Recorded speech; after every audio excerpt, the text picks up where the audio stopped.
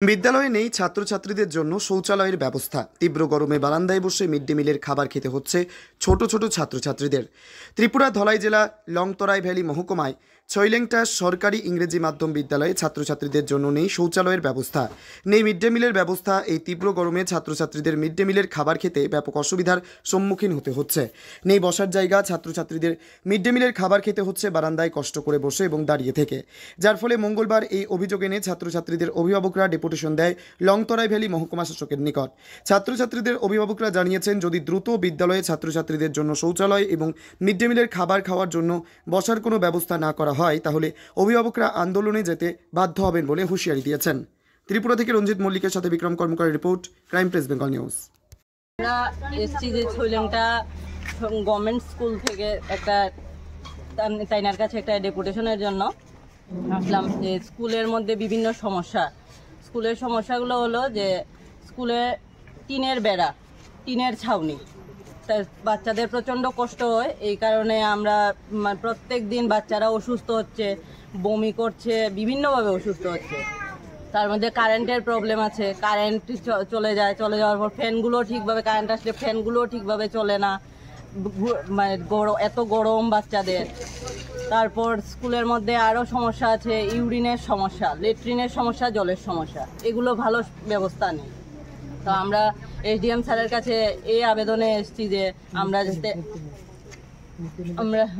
এগুলো মানে সঠিক ব্যবস্থা আমাদের জন্য করা হয়, বাচ্চাদের যাতে সুব্যবস্থা পায় বাচ্চারা, এই কারণে। আর হলো মিড ডে মিলের ব্যাপারটা হলো, মিড ডে মিল যেখানে দেওয়া হয় সেখানে বাচ্চাদের বসে ঠিকভাবে খাওয়ার ব্যবস্থা নেই।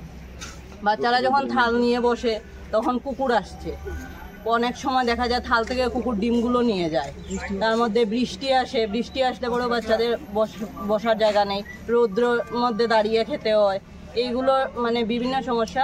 তো আমরা চাইছি যে আপনাদের কাছেও এই জন্য এসেছি যে আপনারাও যাতে আমাদেরকে এই মানে সাহায্য করেন, যাতে সবার কাছে। মহকুমা শাসক কি বলছে?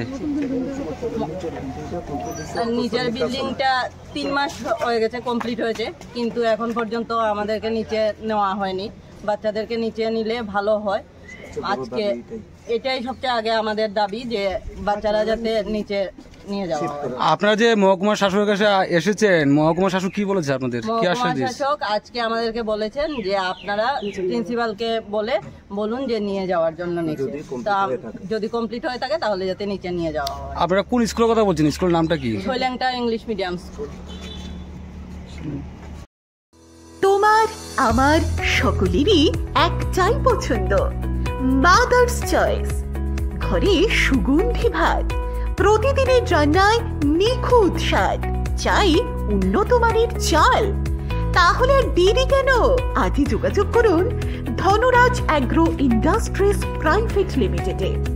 আমরা আনি আপনার টেবিলে খাঁটি ও মানসম্মত চাল মাদার্স চয়েস নামে।